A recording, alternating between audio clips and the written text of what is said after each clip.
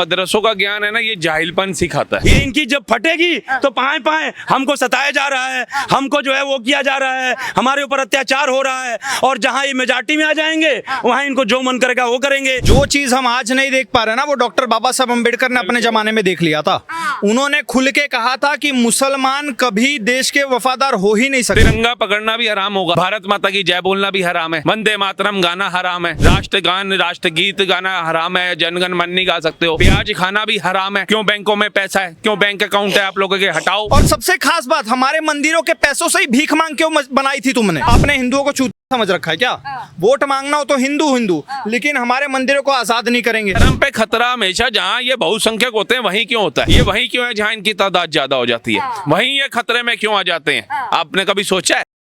नमस्कार, मैं मिसा पाल आप सभी का स्वागत करती हूँ ब्रेकिंग ओपिनियन में। देखिए, भारत की राजनीति कुछ इस कदर कभी कभार गर्मा जाती है कि ये करना डिसाइड मतलब ये करना मुश्किल हो जाता है कि सही कौन है गलत कौन है। अभी देखिए, जिस तरीके से जम्मू कश्मीर में अशोक स्तंभ पे पत्थर चलाए गए महिलाओं द्वारा, उसकी काफ़ी ज़्यादा चर्चा हो रही है। चर्चा इसलिए भी हो रही है कि जब नोटों पे ये छपा होता है अशोक स्तंभ, तो इसको तो फाड़ के नहीं फेंक दिया जाता है।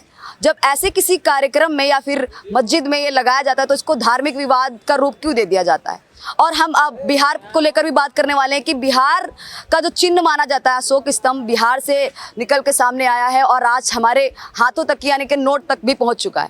देखिए, नोट तक ही पहुंच चुका क्या, ये तो हमारे इतिहास में पहले से ही दर्ज था। लेकिन एक सवाल ये खड़ा होता है कि अभी तक कि बिहार के किसी नेता ने ये क्यों नहीं बोला कि इसका अपमान हुआ है खुलकर? तेजस्वी यादव ने क्यों नहीं बोला?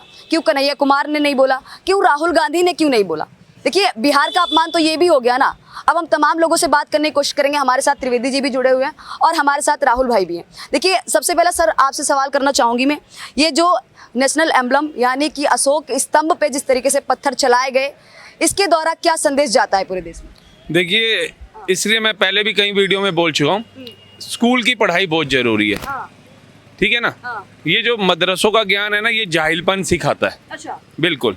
अगर इतना ही अच्छा होता ना, आप बताइए, जा करके अशोक स्तंभ को आप तोड़ रहे हो, क्या मिल रहा है? फिर तो जिस संस्था ने उसको बनाया उसे बनवाना नहीं चाहिए था, तो आप अपने पैसे से बनवा लेते। ऐसी सरकार का फायदा क्यों लिया फंड का, कि जिसमें सरकार तो देखो अपना बोर्ड लगाएगी, तो भैया उसके ऊपर अशोक स्तंभ तो हर जगह पे लगता है।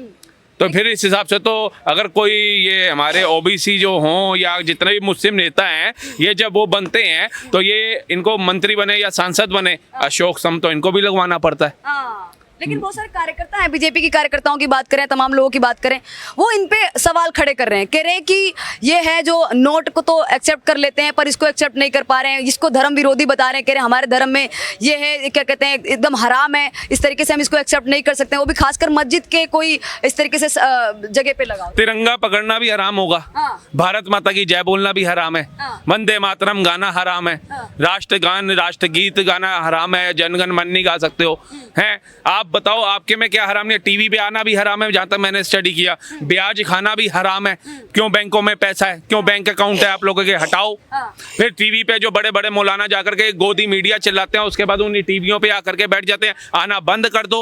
नोट जो जेब में लेकर के दान पेटी लगा रखी है मस्जिद के अंदर, उसे हटवा दो, क्योंकि वो अशोक स्तंभ वाला नोट उसी में पड़ा रहता है जब तक वो पेटी खुलती नहीं है। अरे उसमें चिन्ह थोड़ी ना है, चिन्ह तो भैया, अब चिन्ह से अब लोगों का क्या कहते हैं अपमान हो रहा है। इसमें कह रहे धार्मिक ही हमारे कहीं ना कहीं हमारे धर्म पे खतरा है। देखिए, अब वहाँ पे जिस तरीके से मस्जिद में लगा दिया गया, उनके धर्म में एक्सेप्ट नहीं किया जा रहा है। तो धर्म पे खतरा हमेशा जहाँ ये बहुसंख्यक होते हैं वहीं क्यों होता है? यूपी में क्यों नहीं हो रहा? दिल्ली में नहीं हो रहा, हरियाणा में नहीं हो रहा, पंजाब में नहीं हो रहा है, उत्तराखंड में नहीं हो रहा, ये वहीं क्यों है जहाँ इनकी तादाद ज्यादा हो जाती है? वहीं ये खतरे में क्यों आ जाते हैं? आपने कभी सोचा है? तमिलनाडु के अंदर जहां जिन जिन क्षेत्रों से इन्होंने हिंदुओं को भगाया, वहां पे देखिए 1500 साल पुराने मंदिर पे कब्जा कर लिया इन्होंने। मुर्शिदाबाद में तो भाजपा नहीं है, मुर्शिदाबाद में तो आरएसएस नहीं जा रही, वहां किसने 500 घरों को पलायन करा दिया, ये भी बता दो। ये पहलगांव हमला हो गया, वो भी उस पर बात कर लो। नहीं करेंगे। अशोक स्तंभ, लाल चौक पे तिरंगा, राष्ट्रगान वंदे मातरम गा के दिखा दो, इनकी छाती जल पड़ेगी। लेकिन बहुत सारे लोग सवाल खड़े करते हैं, इससे ही देशभक्ति पता चलती है क्या? अरे काय की- देशभक्ति तो दिल में होती है भैया। इनके दिल में है, पाकिस्तान का झंडा उठा रहे होते पहलगांव में, ऑपरेशन सिंदूर हुआ उसके बाद तो अपनी बहन बेटियां वहां भी आ रहे होते हैं ये बाबा लोग। साहब अम्बेडकर को आप नहीं मानते हो क्या? मानते हो या नहीं मानते हो? जो चीज हम आज नहीं देख पा रहे ना, वो डॉक्टर बाबा साहब अम्बेडकर ने अपने जमाने में देख लिया था। उन्होंने खुल के कहा था कि मुसलमान कभी देश के वफादार हो ही नहीं सकते, और ये चीज तो हमें देखने मिल रही है। ये तो आप मुस्लिम समाज में इस तरीके से सवाल खड़ा कर रहे हैं। तो देखिए बाबा साहब ने सब पे नहीं कर रहे हैं। मुस्लिम समाज में हम अब्दुल कलाम जैसे लोग भी निकले, वीर अब्दुल हमीद जैसे लोग भी निकले, बिस्मिल्लाह खां जैसे लोग भी निकले, जिन्होंने हमारे देश के लिए बहुत बड़ी कुर्बानियां दी हैं। लेकिन कश्मीर में आपने देखा नहीं, उसी अशोक स्तंभ वाले नोट के लिए और चिल्लर के लिए तुम भीख मांग रहे हो, पंचर बना रहे हो, मंदिरों के बाहर अल्लाह अकबर बोल के बैठे हो, तब तुम्हें बुरा नहीं लग रहा, तब तुम्हारी धार्मिक भावनाओं को आहत नहीं हो रही। लेकिन और सबसे खास बात, हमारे मंदिरों के पैसों से ही भीख मांग क्यों बनाई थी तुमने? हमने मोटा मोटा अमाउंट का टैक्स दिया था, तब जाके तुम्हारा वो सरकारी फंड पे बना है। बाबरी मस्जिद को टूटे हुए जमाना हो गया, लेकिन आज तक तुम्हारे अंदर औकात नहीं है उसको बना लो। तुम सिर्फ भीख मांगो, हमारे जमीनों को कब्जा करो, हमारे मंदिरों को कब्जा करो, ऊपर का जो थोड़ा बहुत गुंबद है उसको तोड़ के अपना स्ट्रक्चर बना लो। तुम्हारी औकात उतनी ही है। अगर तुम्हारे अंदर हिम्मत होती, जो बनवाया ना सरकार ने, वो तुम अपने पैसों से बनवाते, सरकारी भीख पे नहीं बनवाते। और मैं सरकार से भी पूछना चाहूंगा, आपने हिंदुओं को चूतिया समझ रखा है क्या? वोट मांगना हो तो हिंदू, लेकिन हमारे मंदिरों को आजाद नहीं करेंगे, हमारे हमसे टैक्स बराबर वसूलेंगे। जो हमारे देश में संसाधनों का नुकसान कर रहे हैं, जला रहे हैं, फूक रहे हैं, मार रहे हैं, तोड़ रहे हैं, उनसे तुम टैक्स नहीं लोगे। लेकिन जो संरक्षित कर रहा है, जो बचा रहा है, उसको जो आगे प्रोग्रेस कर रहा है, उससे तुम टैक्स ले रहे हो, और बाद में वो आतंकवादियों के लिए घर बनवा रहे हो। एक और सवाल ये खड़ा होता है कि बिहार से जो अशोक स्तंभ है वो निकल के आया है। अक्सर बात करते हैं तेजस्वी यादव, बड़े बड़े नेता हैं, कन्हैया कुमार कहते हैं कि बिहार का जब भी अपमान होता है तो हम खड़े रहते हैं आगे। आज देखिए अशोक स्तंभ का अपमान हुआ श्रीनगर में, उसके बावजूद भी उनका ना कोई ट्वीट आया, ना कोई उनकी पोस्ट हुई। तो क्या कहना चाहेंगे इस चीज को लेकर? क्या मैम, ये थूक के चाटने वाले लोग हैं। अच्छा।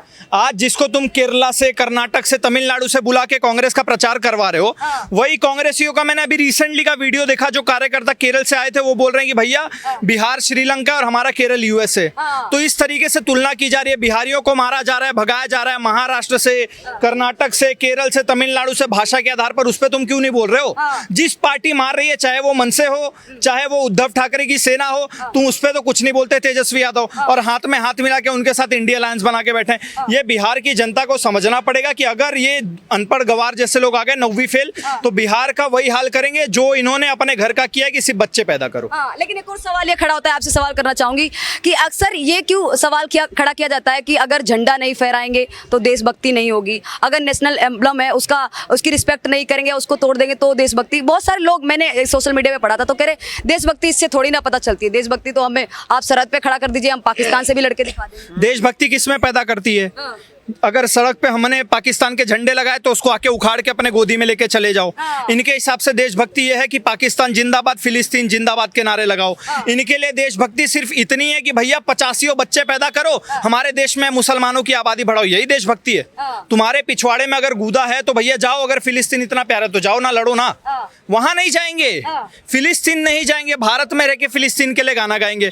लेकिन हमारे बांग्लादेशी हिंदुओं को मारा गया, अगर तुम्हारे अंदर इतना ही भाईचारा था तो बोलते ना, निकलते। कितना फतवा निकला जब बांग्लादेश में हिंदुओं को मारा गया। तो अभी दुख है उनको, दुख तो बंगाल के लिए भी होता है, दुख तो कश्मीर के लिए भी होता है, साफ तौर पे बोलते हैं। देखो मैम, फिर से वही बात बोलूंगा, डॉक्टर बाबा साहेब अम्बेडकर ये बात बहुत पहले ही समझ गए थे, जो शायद आप नहीं समझ पा रही हो। इसीलिए नेहरू और गांधी ने मिलकर डॉक्टर बाबा साहेब अम्बेडकर को हटा दिया, क्योंकि इनको पता था कि डॉक्टर BR अम्बेडकर अगर हमारे भारत में रह गए तो वो आज वाला भारत नहीं रहेगा जिसको सेक्युलरिज्म का चूरन चटाया जा रहा है। अगर डॉक्टर BR अम्बेडकर रहे होते तो कश्मीर इतने सालों तक अलग रहता। जो कश्मीर में इन्होंने अलगाववाद का बीज बो दिया है, जो आज आपको देखने मिल रहा है कि भैया हमारे भारत का अशोक स्तंभ भी तोड़ रहे हो। अगर तुम्हें इतनी प्रॉब्लम है तो तुम्हें नहीं चाहिए अगर झंडा, तुम्हें नहीं बोलना भारत माता की जय, तो चले जाओ ना पाकिस्तान। यहाँ झक मार रहे हो, चले जाओ वहां भारत माता की जय कोई नहीं बोलता। वहां अशोक नागरिक तो देश के नागरिक है। किस बात के देश के नागरिक? देश के नागरिक सिर्फ हमारे पुलिस वालों पर पत्थर मारने के लिए है। देश के नागरिक गाड़ियां जलाने के लिए है। देश के नागरिक पाकिस्तान को समर्थन करने के लिए। ऐसे देश के नागरिक को मैम जूते और लातों से मारा जाए, बस मैं यही कहना चाहूंगा। आपसे भी सवाल करना चाहूंगी, क्या कहना चाहेंगे तो अशोक स्तंभ का जो अपमान हुआ है, इसको लेकर क्या कहना चाहेंगे? देखिए, थोड़ी सी मेरी बात बड़े ध्यान से सुनिएगा, और बड़ी गूढ़ बात बोल रहा हूँ मैं। सनातन धर्म में 4 युगों का वर्णन है, सतयुग, त्रेता, द्वापर और कलयुग। सतयुग में भी मुख्य रूप से 3 थे, देवता राक्षस मनुष्य।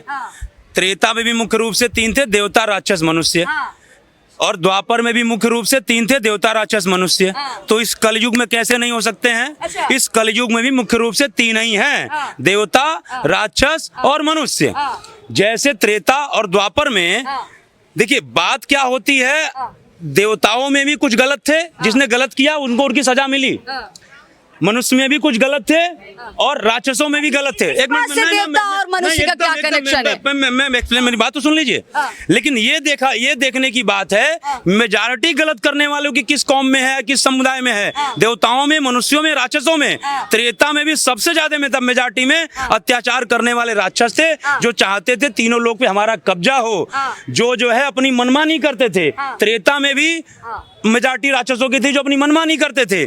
तो इस कलयुग में भी जो राक्षस हैं, जो अपनी मनमानी कर रहे हैं, जो चाहते हैं कि इस भारत पे सिर्फ हमारा ही कब्जा हो। अच्छा, कलयुग में भी जो राक्षस हैं, भारत में कब्जा नहीं, भाईचारे की बात करते कब्जा हैं। ही कैसी करना बात? चाहते हैं। कब्जा ऐसे ही तो करेंगे कब्जा, ऐसे ही देखिए मनमानी करेंगे, डराएंगे तभी तो कब्जा करेंगे। तो ऐसे एक बात, मेरी बात बड़ी वो बात है। और जैसे जब राक्षस लड़ने आते थे और जब उनको परास्त करते देवता, तो भागे फिर जाते थे, फिर पीछे से वार करते थे, फिर पीछे से वार करते। राक्षसों का युद्ध करने की कोई नीति नहीं होती थी। रावण ने क्या कहा कि हमारी कोई नीति नहीं है, हमको तो बस हमारा ये है कि हमारी विजय कैसे हो, छल जो क्या कहते हैं साम दाम दंड भेद विजय कैसे हो। तो वैसे इनकी विजय कैसे हो, ये इनकी जब फटेगी तो पाए हमको सताया जा रहा है, हमको जो है वो किया जा रहा है, हमारे ऊपर अत्याचार हो रहा है। और जहां ये मेजॉरिटी में आ जाएंगे वहां इनको जो मन करेगा वो करेंगे। आज तुमको यदि इतना ही अशोक स्तंभ से नफरत है तो क्यों लड़ाते हो चुनाव? क्षमा चाहते हो बोल रहा हूं मैं। आप जो है क्यों चाहते हो कि हम संसद में आए? जो सांसद बनता है या जो विधायक बनता है, सांसद का जो लेटर हेड होता है, उस लेटर हेड पे भी अशोक स्तंभ लगा होता है भाई साहब। तो उस लेटर हेड को फाड़ क्यों नहीं देते हो?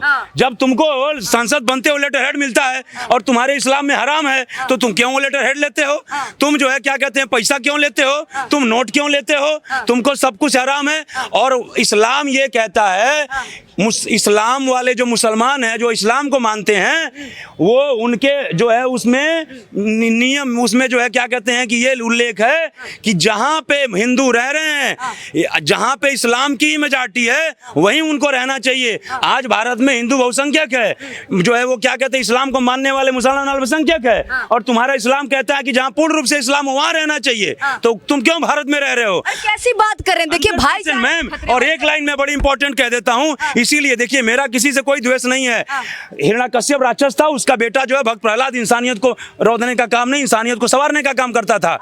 तमाम ऐसे राक्षस, विभीषण जो है इंसानियत को मानते थे, गिने चुने राक्षस थे। जैसे हमारे देश में गिने चुने मुसलमान हैं जो इस्लाम को मानने वाले, चाहे अब्दुल कलाम, चाहे अशफाक उल्लाह का, इन लोगों ने राष्ट्रभक्ति अपनाई। इन लोगों ने इंसानियत को रोधने का नहीं, इंसानियत को संवारने का, इंसानियत को जो उठाने का काम किया। और एक लाइन कह देना चाहता हूं कि बहुत हो गई लुक्का छिप्पी, बहुत हो गई लुक्का छिप्पी, अब तो आगे आना ही होगा। और भाड़ में गया भाईचारा, अब भारत को हिंदू राष्ट्र बनाना ही होगा, अब भारत को सनातनी राष्ट्र बनाना होगा। सनातनी राष्ट्र तब बनेगा जब पहले हिंदू राष्ट्र बन जाएगा।